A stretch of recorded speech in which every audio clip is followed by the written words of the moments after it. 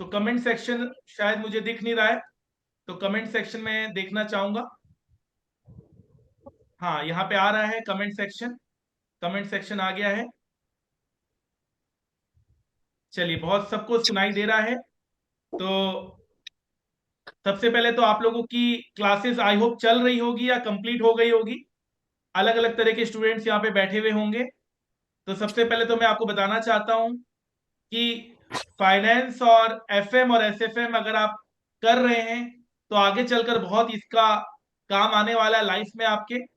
और stock market का भी आपको थोड़ा थोड़ा नॉलेज लेते रहना पड़ेगा। आजकल इंटरव्यू में स्टॉक मार्केट रिलेटेड क्वेश्चंस पूछे जा रहे हैं, और मुझे पूरा यकीन है कि आप लोगों को जो स्टॉक मार्केट की क्लासेस और स्टॉक मार्केट के जो कॉन्सेप्ट में दे रहा हूँ वो डेफिनेटली आपको फायदे देंगे, एग्जाम में भी और एग्जाम के बाद भी। तो विनेश कुमार कुछ पूछना चाहते हैं। सबसे पहले विनेश कुमार को मैं बोलूंगा कि आप अपने क्वेरी को पूछिए ताकि सभी उसको सुन सके। विनेश कुमार। मेरी कहाँ से हो गई बे। विनेश कुमार ने रेज हैंड किया है, तो अगर विनेश कुमार रेडी हैं तो कुछ पूछ सकते हैं, अदरवाइज हम किसी और के पास चलते हैं।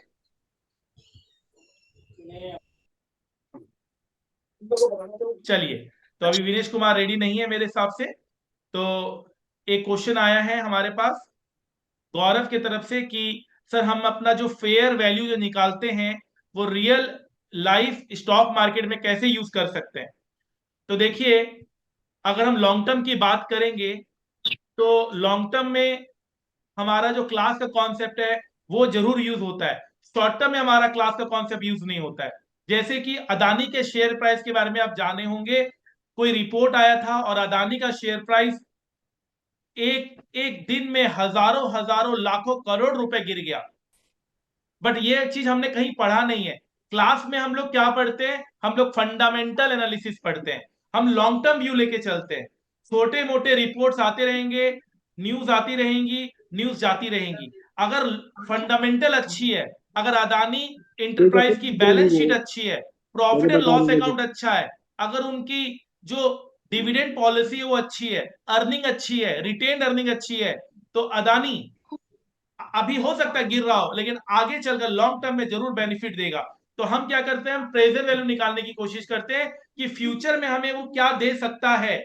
वो हम कैसे निकालते हैं, वो हम उनकी बैलेंस शीट को वैल्यूएट करते हैं, उनकी पॉलिसी को देखते हैं, उनके पास रिपोर्ट्स को देखते हैं। उन सबको देखकर हम एनालिसिस करते हैं कि आगे चलकर नानी हमें कितना फायदा देगा, और उसकी हम प्रेजेंट वैल्यू निकालते हैं, फेयर वैल्यू निकालते हैं। और हम ये कहते हैं कि ये फेयर वैल्यू अगर मार्केट में अगर हम जाते हैं तो हमें इतने में खरीदना चाहिए। अगर अदानी की फेयर वैल्यू आ रही है मान लो 500 रुपए, तो हम कहेंगे कि अदानी की शेयर प्राइस मार्केट में 500 रुपए होनी चाहिए। और अगर इसकी शेयर प्राइस मान लो 200 रुपए है तो हम कहेंगे अंडर वैल्यूड है, हमें इसे खरीदना चाहिए। और 500 रुपए से ज्यादा है तो हम बोलेंगे ओवर वैल्यूड है, हमें अभी नहीं खरीदना चाहिए, बहुत महंगा बिक रहा है अदानी शेयर प्राइस। तो ये हमारे क्लास का कॉन्सेप्ट का यूजफुल है। और मैं चाहूंगा आप डेली स्टॉक मार्केट देखिए, क्योंकि ये सब चीज ऐसा नहीं है कि क्लास में बोल दिया और आप एकदम से समझ गए। आपको डेली स्टॉक मार्केट से मेरे क्लास के कॉन्सेप्ट को लिंक करते हुए आगे बढ़ना चाहिए। और बताइए, सबीर कोई रेज हैंड कर रहा, तो मैं सबीर को बोलूंगा। सबीर प्लीज अपना डाउट्स पूछिए। Hello, sir. Am I audible to you? या आप वीडियो भी ऑन कर सकते हैं, कोई दिक्कत नहीं है। Sir, actually, I was asking you that I have attempted in May 24. So, whether is there any update regarding new course? Very good, new and old syllabus के बारे में बातें हो रही है यहाँ पर, तो मैं आपको डेफिनेटली हम डेली बातें करेंगे इसके ऊपर। तो न्यू सिलेबस और ओल्ड सिलेबस के ऊपर जो कंफ्यूजन बना हुआ है, मैं सबसे पहले आपसे ये कहना चाहूंगा कि आप एज ए स्टूडेंट, क्योंकि ऑलरेडी इतना ज्यादा बात हो चुका है इस टॉपिक पे कि अब क्या ही कहें, आप अपनी तैयारी जारी रखें। हमारे पास न्यू सिलेबस का भी कंटेंट है। मैं आपको अभी एक ब्रेकिंग न्यूज में दिखा रहा हूं न्यू सिलेबस का कंटेंट। आपको मैं न्यू सिलेबस का कंटेंट दिखा रहा हूं, एसएफएम का कंटेंट दिखा रहा हूं। मैंने ये कहीं दिखाया नहीं है, मैं आपको दिखाना चाह रहा हूं न्यू सिलेबस का कंटेंट। ठीक है, तो न्यू सिलेबस का कंटेंट जब आप देखेंगे एसएफएम के ऊपर, क्योंकि मैं एसएफएम की बात करूंगा, मैं और किसी की बात नहीं करना चाहूंगा, बिकॉज बाकी सब्जेक्ट्स आप लोग ले ही रहे हैं, अच्छे से अच्छा पढ़ ही रहे होंगे। तो मैं न्यू सिलेबस की बात आपसे करना चाहूंगा। तो लेट्स से मैंने न्यू सिलेबस का कंटेंट आपके सामने मैं रख रहा हूं, आप बताइएगा कि आप उससे कितना फेमिलियर है। अगर आपने एसएफएम कर लिया या एफएम कर लिया है तो आपको क्या लग रहा है कि न्यू सिलेबस कितना डिफरेंस है ओल्ड सिलेबस से। ठीक है, तो मैंने यहाँ पर आपके सामने, मैंने यहाँ पर आपसे स्क्रीन शेयर भी करता हूँ, और यहाँ पर मैं पहली बार आपको न्यू सिलेबस का कंटेंट दिखाना चाहता हूँ। ठीक है, तो ये आपका हो गया न्यू सिलेबस का कंटेंट, आपके सामने आपको दिख रहा होगा, और अगर दिख रहा है तो प्लीज बताइएगा कि हाँ सर हमें दिख रहा है न्यू सिलेबस का कंटेंट। क्या आपको दिख रहा है? प्लीज आप कमेंट सेक्शन में बोल सकते हैं।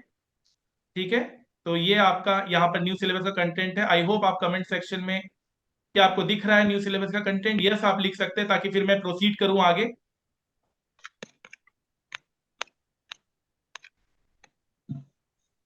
चलिए, ये न्यू सिलेबस का कंटेंट हमारे पास आ चुका है।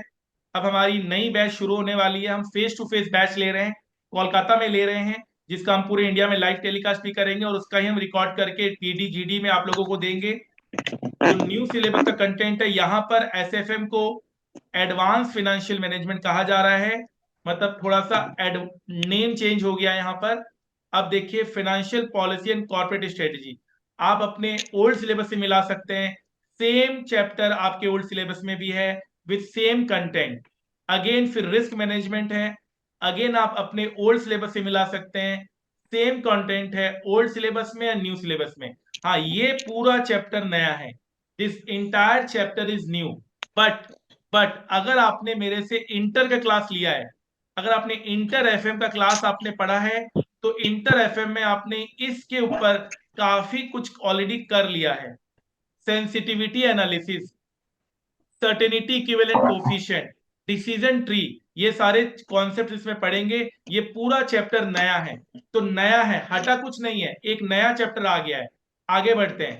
सिक्योरिटी एनालिसिस, ये पूरा चैप्टर आपको ऑलरेडी मैंने करवाया हुआ है, एज इट इज है। ठीक है, छोटे छोटे टॉपिक्स नए ऐड हुए हैं, जैसे यहाँ पे equity research and tools available, ये एक टॉपिक है जो ऐड हुआ है, डिलीट कुछ नहीं हुआ है, ऐड हुआ है।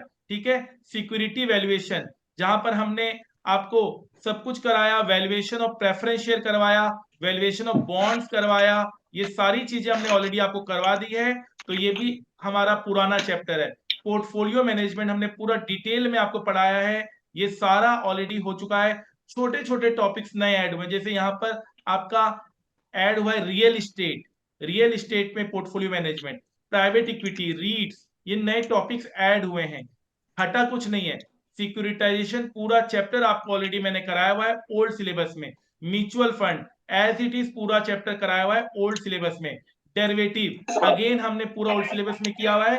कुछ नए टॉपिक्स ऐड हुए हैं जिसको हम लोग कवर करेंगे जब हम न्यू सिलेबस की क्लास लेंगे।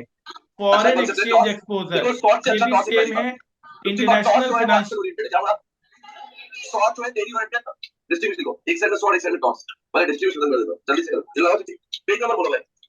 म्यूट कीजिए, अगर कोई भी पढ़ रहा है कुछ म्यूट कर दीजिए, कुछ आवाजें आ रही हैं, म्यूट करिए उसको। इंटरनेशनल फाइनेंशियल मैनेजमेंट भी सेम है, इंटरेस्ट रिस्क मैनेजमेंट भी सेम है, बिजनेस वैल्यूएशन भी सेम है, और आपका मर्जर एक्विजिशन भी सेम है, और स्टार्टअप फाइनेंस भी सेम है।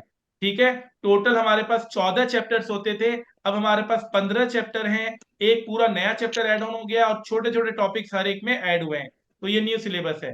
तो अब आपने मेरे से जो क्वेश्चन पूछा था कि सर न्यू सिलेबस और ओल्ड सिलेबस में क्या डिफरेंस है, और मई 24 में न्यू सिलेबस में क्या एड ऑन होने वाले हैं, वो सब आप हम पे छोड़ दीजिए। ठीक है, आपको जो पढ़ाया गया आप वो पढ़ें, और जो जब भी समय में, अभी तो नवंबर 23 में तो ओल्ड सिलेबस ही है, तो अभी तो कुछ जरूरत नहीं है, अभी तो मई 24 से पहले आपको देना है, तो अभी हमारे पास बहुत सारा टाइम है, अभी हम लोग को हड़बड़ाने की जरूरत नहीं है। अभी ऑलरेडी जो पढ़ाया जा रहा है आप वो पढ़िए, और ये मान के पढ़िए कि हम न्यू सिलेबस में ही पढ़ रहे हैं, और जो एडिशन होगा वो हम दे देंगे। अगर आप पूरा न्यू सिलेबस की क्लास के लिए वेट करेंगे तो काफी टाइम निकल जाएगा, क्योंकि पूरा न्यू सिलेबस का क्लास अब नेक्स्ट मंथ से मैं शुरू कर रहा हूं, जो कि रिकॉर्ड होने में 3 से 4 महीना लगेगा। देन फिर आप बहुत लेट हो जाएंगे, आपको बहुत सारे सब्जेक्ट तैयार करने हैं, तो आप लेट मत कीजिए। आपको जो पढ़ाया जा रहा है या दिया जा रहा है उससे शुरू कर दीजिए, और जो एडिशन है वो हम आपको अलग से दे देंगे। आई थिंक ये पॉइंट मैंने क्लियर कर लिया। चंकी उपल कुछ पूछना चाहते हैं, प्लीज पूछिए। नमस्ते सर। नमस्ते। सर आपका जो न्यू बैच आ रहा है, मेरा नवंबर 23 में अटेम्प्ट है सीए इंटर का। ठीक तो है। आपका मैं न्यू बैच लूं या ओल्ड रिकॉर्डिंग ही लूं? अगेन देखिए, अगर आपके पास समय अभी है तो आप अभी जो एग्जिस्टिंग मैं क्लासेस दे रहा हूं वही ले लीजिए। आप इंतजार मत कीजिए।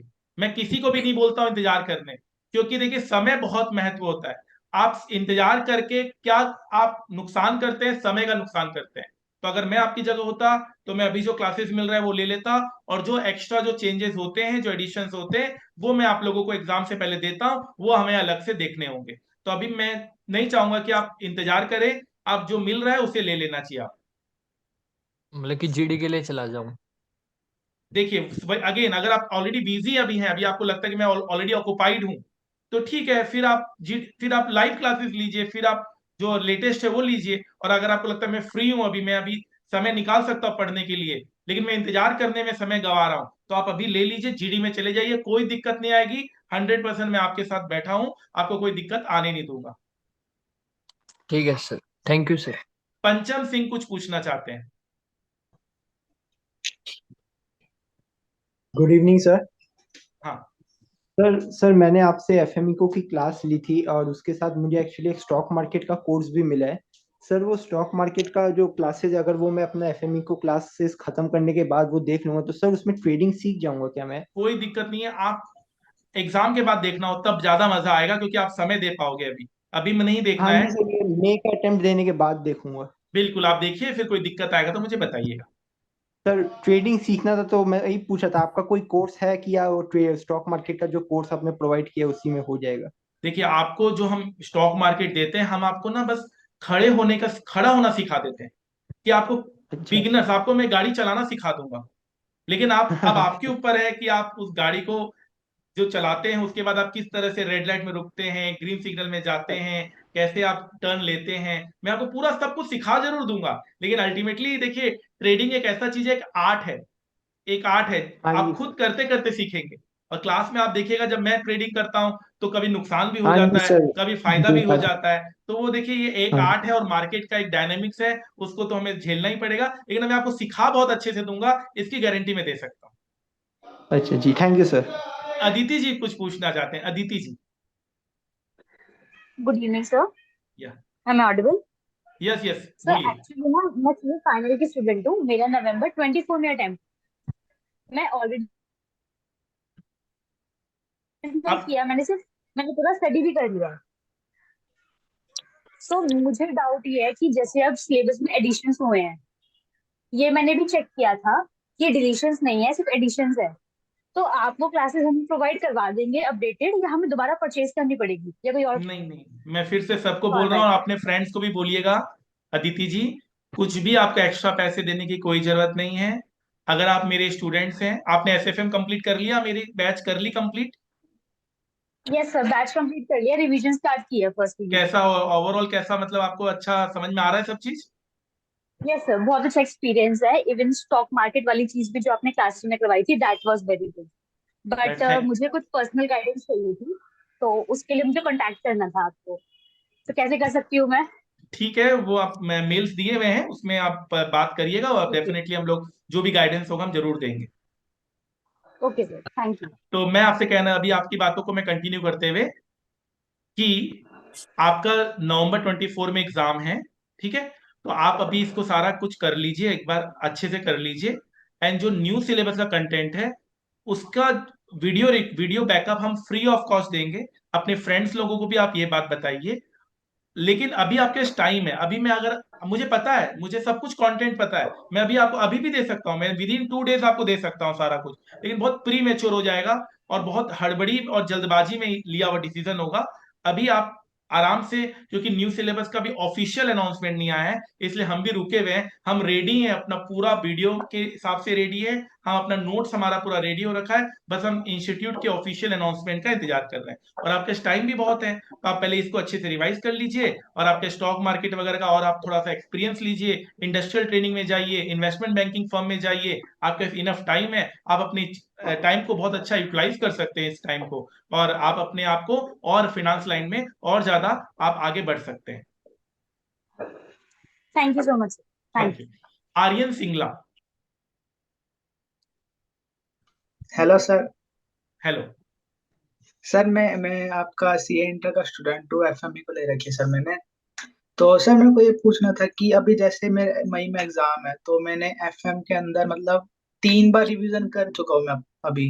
जितना अभी तक मैंने लेक्चर लगाया है, तो मेरे 9 लेक्चर, कुछ 8-9 लेक्चर बाकी हैं। तो 3 बार रिवीजन कर चुका हूँ मैं। तो मतलब और रिवीजन और कितनी करनी चाहिए कि मतलब अच्छे मार्क्स आ जाए मेरे को? 3 बार मैं कर चुका हूँ, मतलब पूरी हैंड रिटन। वेरी गुड, 3 बार बहुत अच्छा आपने रिवीजन कर लिया। और देखिए कितनी बार रिवीजन करना चाहिए, ये कॉमन डाउट आता है सभी स्टूडेंट्स की तरफ से। देखिए ये तो आप पे डिपेंड करता है, टाइम का भी यहाँ पे फैक्टर रहता है। जितना ज्यादा रिवीजन हो मैं तो कहूंगा उतना अच्छा है, बट एटलीस्ट सफिशिएंटली उतना रिवीजन करना चाहिए जितना आपको सारा क्वेश्चंस आपके हाथ से सॉल्व हो जाए, और एग्जाम में आप आराम से कॉन्फिडेंटली अगर वही क्वेश्चंस आते हैं तो आप अच्छे से फेस कर पाए, आपको दिक्कत नहीं आए। कभी कभी क्लास में कराए हुए क्वेश्चन में बच्चों को दिक्कत आ जाती है, एग्जाम हॉल में बैठ के वही क्वेश्चन जो मैंने क्लास में कराया है वही क्वेश्चन एग्जाम हॉल में बैठकर बच्चा गलत कर देता है, तो अब इसका कौन जवाबदेही देगा?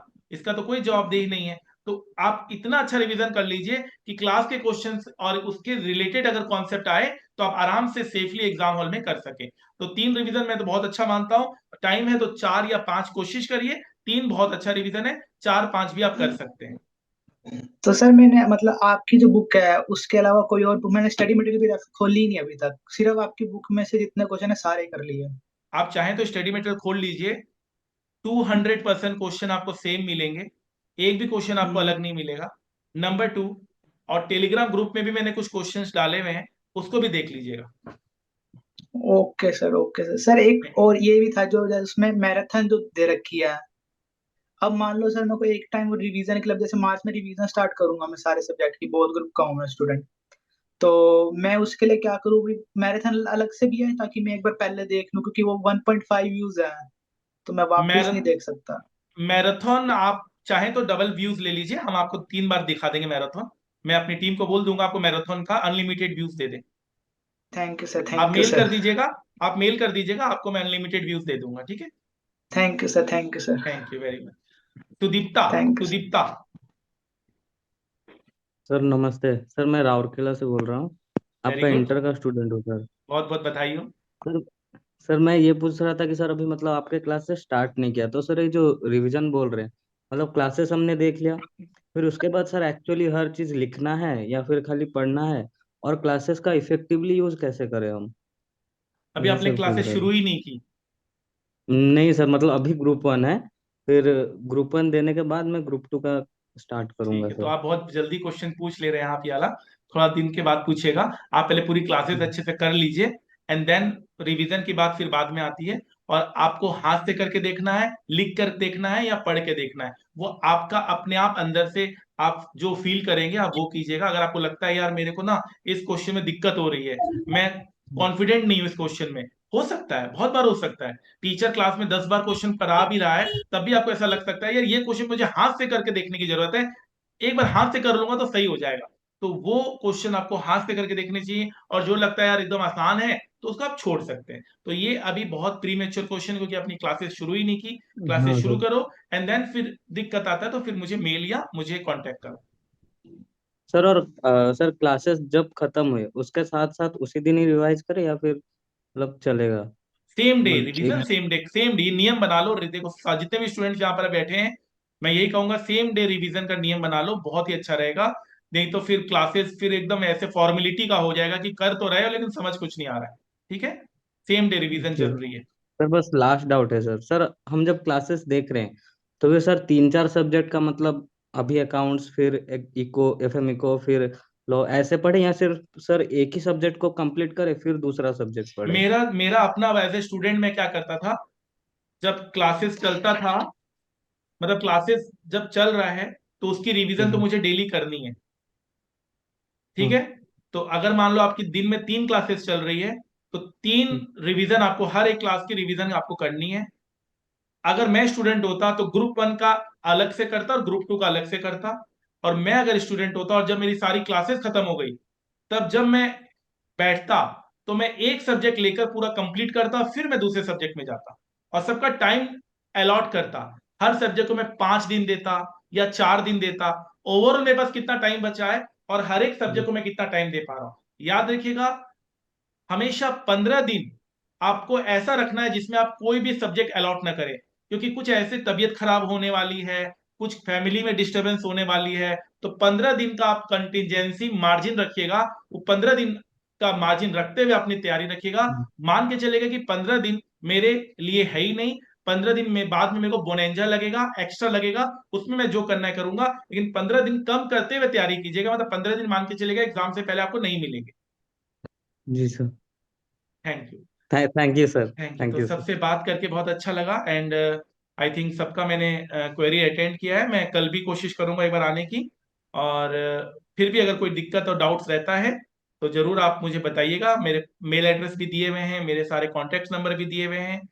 और thank you so much, thank you very much. मुझे आप लोगों की याद आ रही थी तो मैं अचानक से आ गया विदाउट एनी प्रिपरेशन। कल मैं न्यू सिलेबस का और आपको कंटेंट्स दिखाऊंगा और बताऊंगा न्यू सिलेबस में आपको कैसे तैयारी करनी है और कैसे नहीं करनी है। तो कल भी मैं कोशिश करूंगा इसी टाइम आने की। और अभी मैं फिर चलता हूँ, गुड बाय। और आई होप आप लोग वेकअप चैलेंज ग्रुप में हैं सारे। आई विश कि आप लोग वेकअप चैलेंज ग्रुप में आए। वेकअप चैलेंज ग्रुप का लिंक आप मेल करके मांग सकते हैं। उसमें हम लोग आप लोगों को मोटिवेशन और लाइफ रिलेटेड बातें बताते हैं कि आप जिंदगी में कैसे अच्छा कर सकते हैं। अभी हम लोग बातें करते हैं एग्जाम में हम कैसे अच्छा कर पा रहे हैं, लेकिन बहुत एग्जाम से भी बड़ी जिंदगी है। जिंदगी में हम कैसे अच्छा कर पाए वो भी हमें देखना होगा। ठीक है, थैंक यू। सलमान मत लेना मामी के पास, समझ गया? थोड़ा सा ही 2 रोटी 3 रोटी खाना आराम से लेके। हाँ तो और मामी दूध को दूध सब ले लेना, विनेश कुमार म्यूट करो। रोटी में तो दूध भी दे दीजिएगा। विनेश कुमार म्यूट कर गरम दीजिए। गरम कंटिन्यू होता है ना फिर। आपके में नहीं पता नहीं, पापा में बैलेंस अपडेट का ऑप्शन है, चलिए, आप में थैंक यू नहीं so uh much, thank you so much friends, thank you very very much.